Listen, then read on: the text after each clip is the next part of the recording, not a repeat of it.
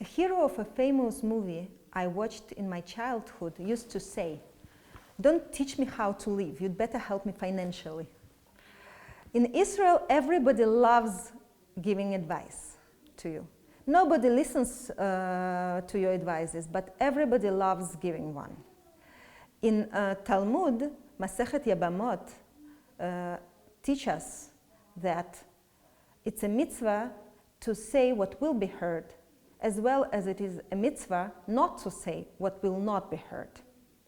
So if you think nobody will listen to your advice, you'd better keep one to yourself.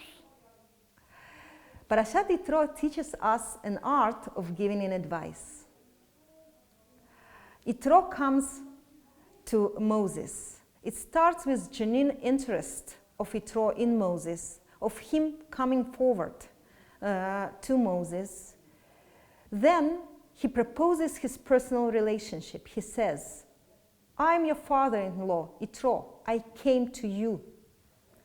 Moses knows who he is, and still he says that. Then comes the acceptance of the relationship. Moses invites him to his inner space, to his ohel. If you are not invited to an inner space of a person, you'd better not go there and to smash everything. Moses opens his heart to Yitro. He tells him his story, and then Yitro is happy for him, and they eat together. Then comes the observation. Yitro observes Moses in his life. Then he asks questions. He tries to understand whether he understands the reality correctly. The stage of advice comes next. There is a long way Yitro goes through in order to give advice to Moses.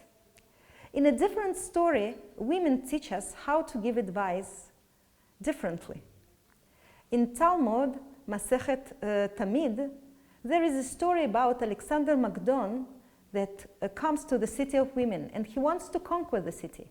But women tell to him, "If you kill us, people will say you killed women, and if we kill you, people will say you were killed by women."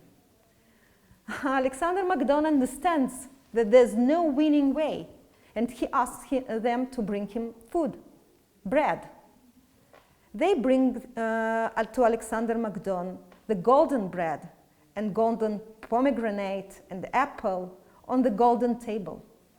He says, "Is that what you eat here?"